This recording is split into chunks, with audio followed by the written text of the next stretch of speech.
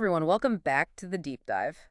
Today we're embarking on a really crucial journey through the core of what keeps us going, the gastrointestinal system. That's right. We're not just listing facts here, we're trying to give you a shortcut, to truly understanding this complex system from a nursing perspective. Exactly. And we're drawing our insights from a real cornerstone resource for nursing students, Right. Lewis's Medical Surgical Nursing, the 12th edition. Yeah, a classic. Our aim today is really to distill the essential concepts from that unit, covering problems of ingestion, digestion, absorption, and elimination. So our mission is to show you how all these kind of complex topics actually connect. We want to reveal the shared pathophysiology, smart assessment strategies, priority interventions, and those key patient care considerations.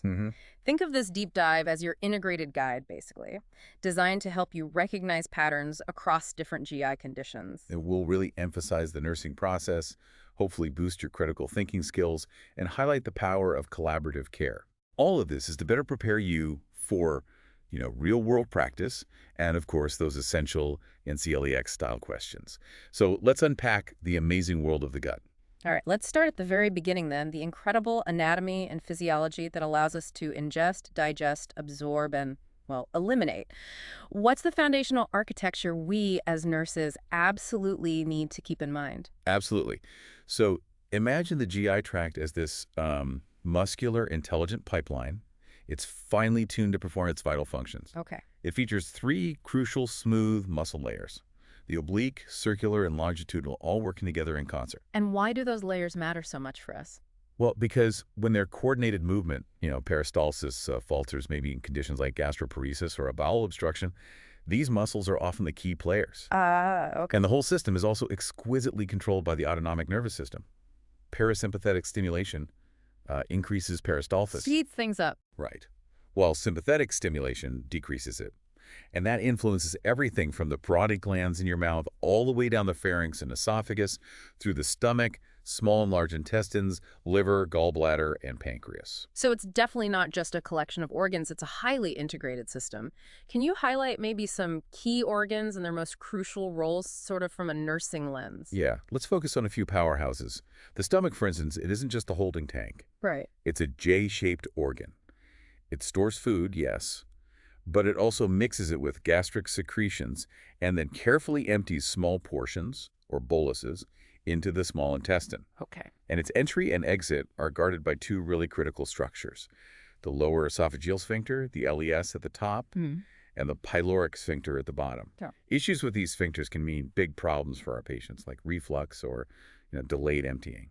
And then there's the liver, often called the body's master chemist, and I guess for good reason. That's a perfect analogy. Yeah. Right. Its functional units are these tiny lobules packed with hepatic cells, or hepatocytes, which secrete bile for digestion. Okay. But what's really fascinating here, from a nursing perspective, are the Kupffer cells. Kupffer cells. Yeah, these line the liver's sinusoids, and they act like phagocytic guards.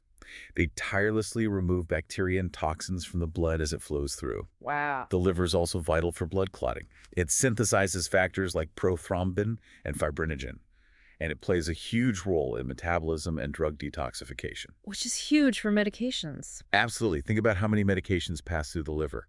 It's just central to patient safety and drug effectiveness. The pancreas also has that fascinating dual role, right? Both Yeah. digestive and endocrine functions. It truly does. Its exocrine function releases enzymes that are absolutely crucial for digestion.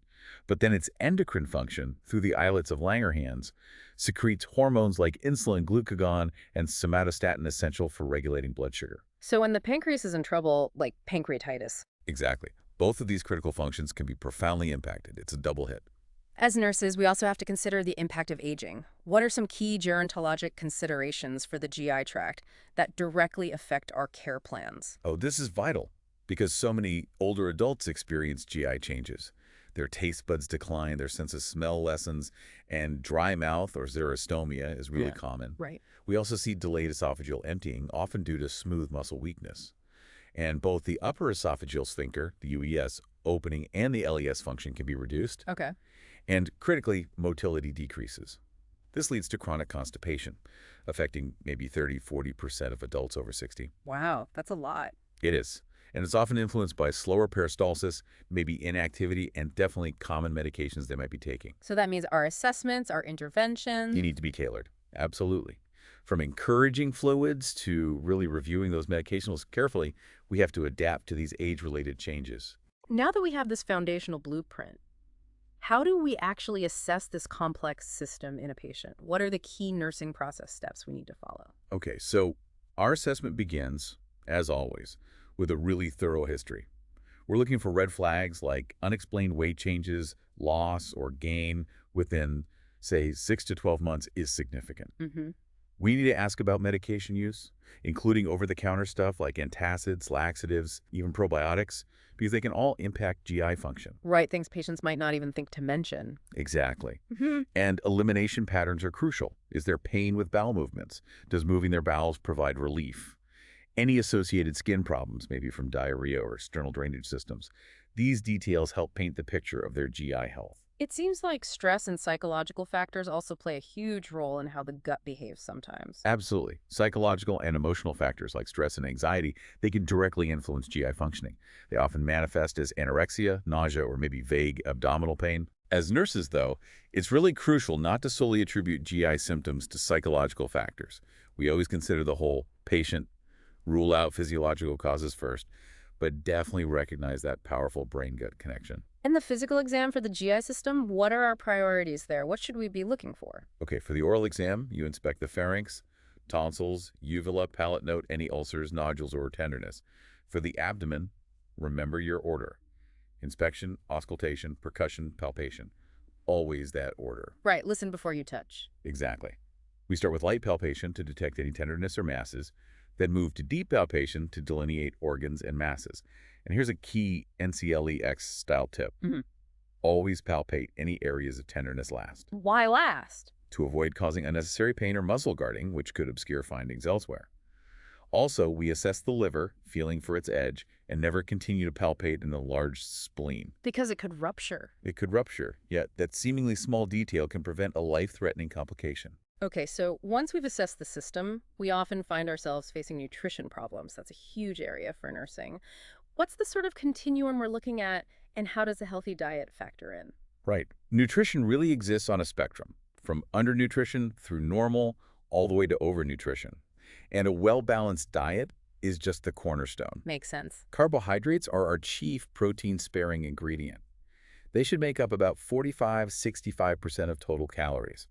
Fats are a major energy source, providing 9 calories per gram, and should be around 20–35% of total calories. And protein. Proteins, critical for tissue growth and repair, should provide about 10–35% of daily calories, roughly 0.8 to 1 gram per kilogram of body weight. Okay. And this is where the distinction between complete proteins like eggs, fish, meat, and incomplete proteins from grains or legumes matters, because incomplete proteins need to be combined to get all the essential amino acids. So malnutrition isn't just about not eating enough. It's a deficit, excess, or imbalance of nutrients.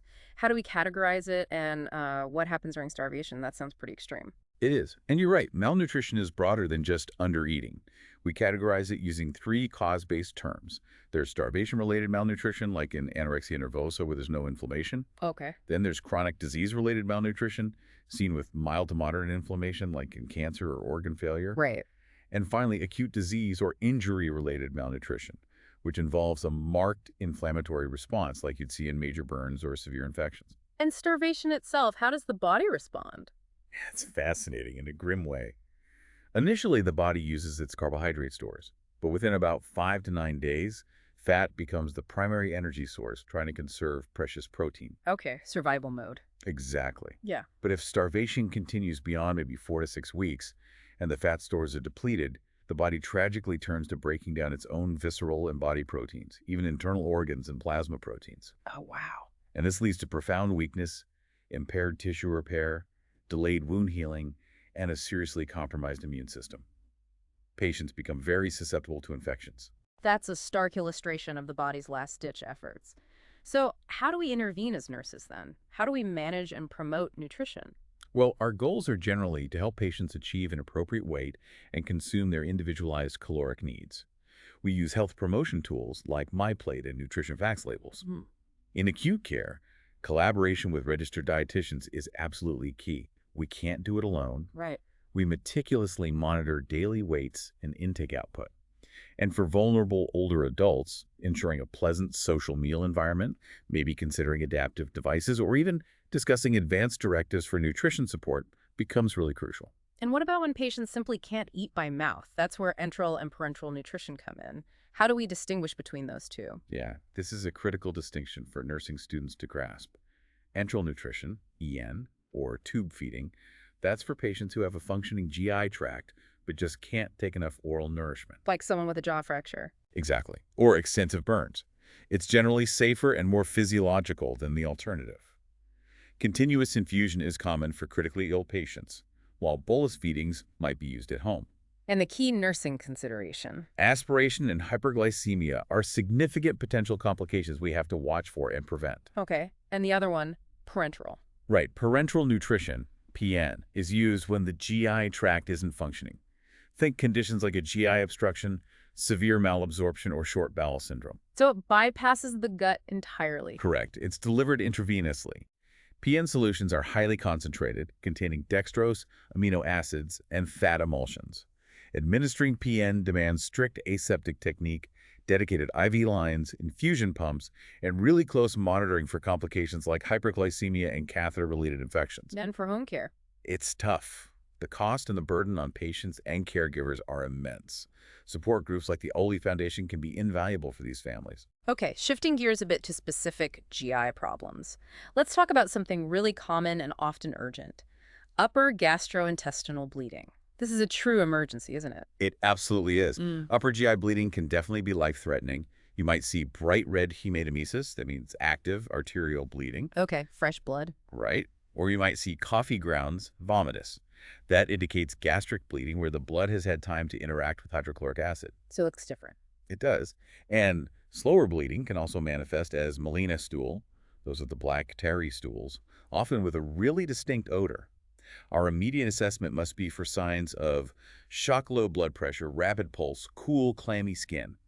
That's critical. So what are the immediate nursing priorities when you're faced with an acute UGI bleed? What do you do first? First and foremost, ADC, airway, breathing, circulation, always. We have to maintain a patent airway, provide oxygen, establish IV access, usually large bore for fluids, and potential blood product administration. Get those lines in fast. Exactly. And usually initiate intravenous proton pump inhibitors, or PPIs, to reduce stomach acid production. Okay. But it's not just about the acute care.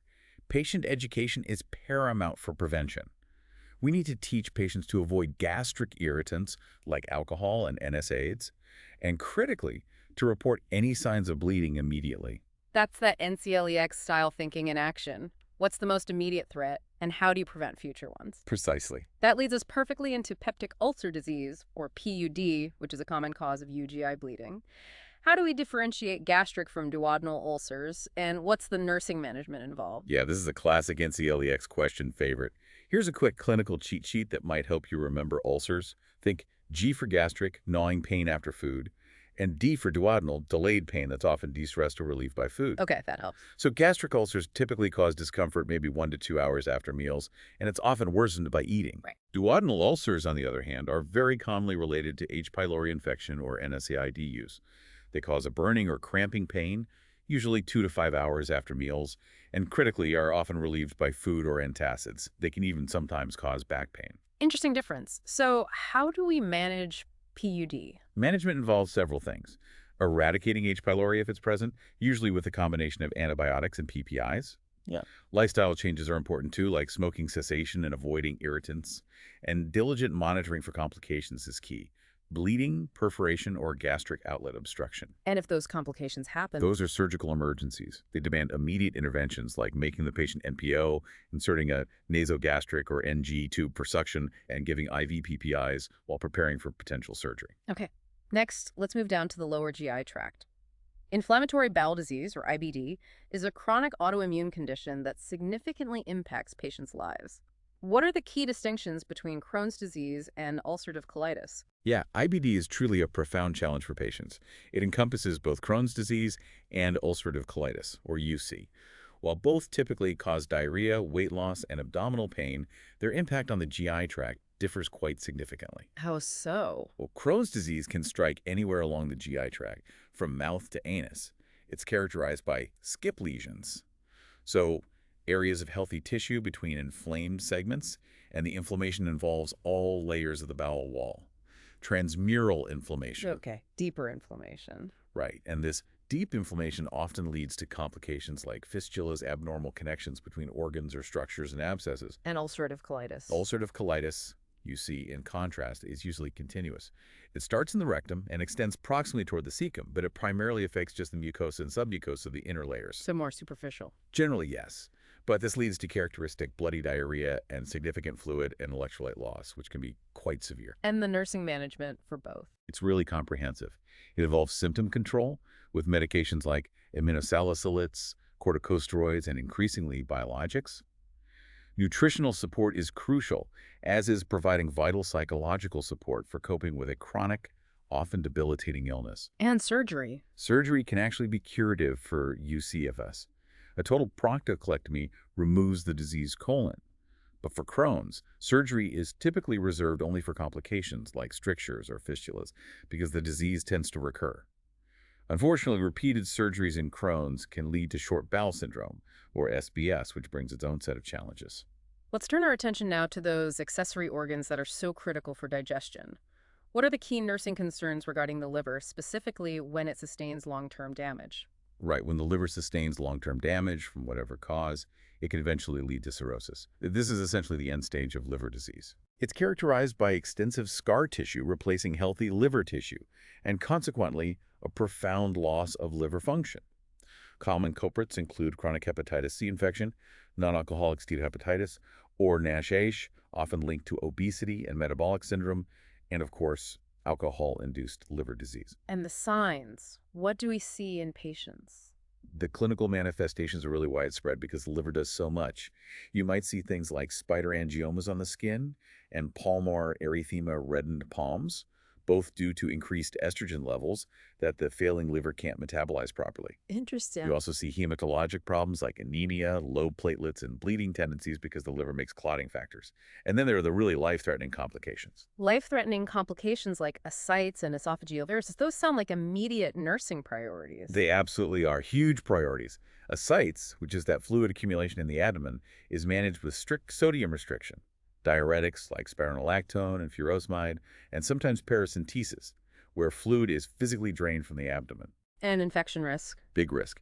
Preventing infection, like spontaneous bacterial peritonitis or SBP, is also crucial in patients with ascites.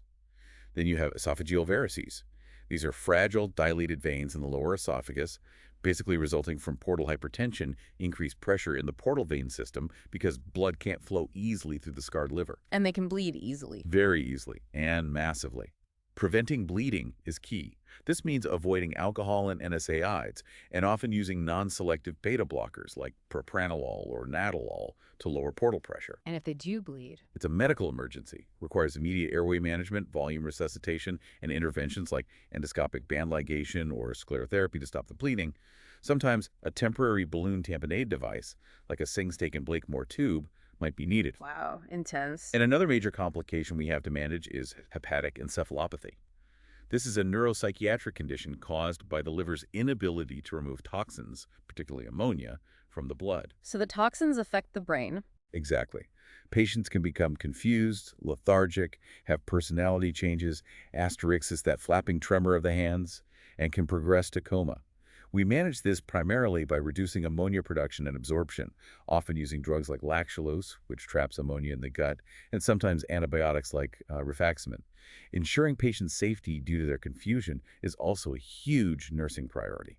These complications really highlight how understanding the pathophysiology directly dictates our priority nursing actions. Absolutely. You see the signs of worsening liver function, you anticipate these specific complications, and you know the immediate interventions needed. Okay, finally, let's briefly touch on the pancreas. Acute pancreatitis, you mentioned it's often incredibly painful. Oh, it is. Acute pancreatitis is a really severe condition. It's characterized by the autodigestion of the pancreas by its own activated enzymes. The pancreas eats itself.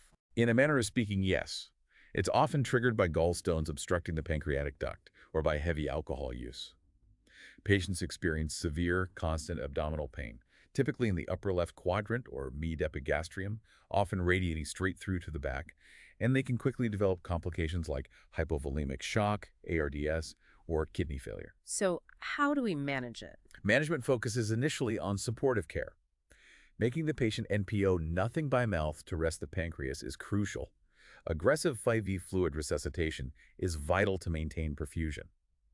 Pain control, usually with IV opioids like hydromorphone or fentanyl, is a major priority. And sometimes an NG tube is placed on suction to reduce gastric secretions that stimulate the pancreas. And the nurse's role? Nurses play a critical role in managing this acute pain, monitoring fluid status very closely, monitoring for complications like pseudocysts or abscesses, supporting nutrition, once feeding can resume, often starting with enteral nutrition if possible, and educating patients on lifestyle changes, especially alcohol cessation, and maintaining a low-fat diet to help prevent recurrence. We've covered such a vast, intricate landscape today, really, from the body's internal workings to these complex diseases and life-saving interventions. What are the big takeaways you really want our nursing students to carry with them from this deep dive into GI concepts? I think the biggest takeaway is just how profoundly interconnected the GI system is, both internally and with the rest of the body. When you're assessing a patient, remember that the subjective data, their history, their diet, their stress levels, is just as important as the objective findings in the lab results. Right, the whole picture. Exactly. Wow. And critical thinking here means always looking for those patterns. How do shared pathophysiologies like inflammation or obstruction or impaired absorption manifest across these different conditions we talked about? And we've definitely seen how absolutely crucial the nursing process is, from recognizing subtle risk factors and early symptoms to planning integrated care that anticipates potential complications. Precisely. Think about a patient scenario like LC, a 58-year-old man who presents with abdominal pain and his hemoglobin comes back at 6.8 GDL. Your critical thinking should immediately scream significant bleeding, right? And that prompts urgent attention for potential colorectal cancer. Yeah, red flag right there. Or consider SR, a 48-year-old woman with a BMI of 37, type 2 diabetes, and hip pain. She really embodies the systemic complications of obesity, demanding a holistic management plan, maybe even including exploring bariatric surgery options. These aren't just isolated problems floating out there. They're calls for integrated nursing care, where you're constantly anticipating potential fluid and electrolyte imbalances, managing pain effectively, and mitigating the risk of infection, which seems to pop up in nearly every GI condition. From those NCLEX-style questions that challenge you to differentiate, say, gastric from duodenal ulcers, to the real-world scenarios where you're managing an NG tube after an upper GI bleed, that ability to connect all these dots is really paramount, isn't it? It absolutely is. And always, always remember the power of collaborative care. Working closely with dietitians, physicians, pharmacists, wound care nurses, other specialists, it's essential. Your role isn't just to do the interventions, it's also to educate. Educate the patient, educate their family about diet, medications, lifestyle changes, all aimed at preventing recurrence and promoting long-term health. That's where the true impact of your nursing knowledge really shines. What an incredible journey through the GI system today. You now have, hopefully, a much more robust framework for understanding problems of ingestion, digestion, absorption, and elimination.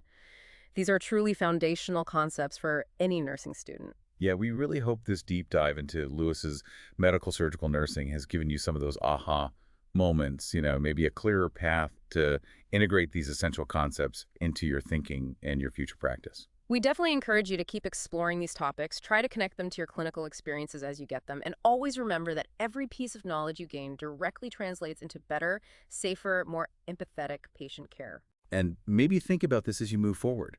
How will understanding the subtle signs of something like hepatic encephalopathy, or really grasping the distinct differences in inflammatory bowel disease, allow you to advocate more effectively, more confidently for your patients? That's the real power of this knowledge right there. Absolutely. Well, thank you so much for joining us on this deep dive. And from the entire Last Minute Lecture team, a really warm thank you for being such dedicated learners. Until next time, keep that curiosity ignited.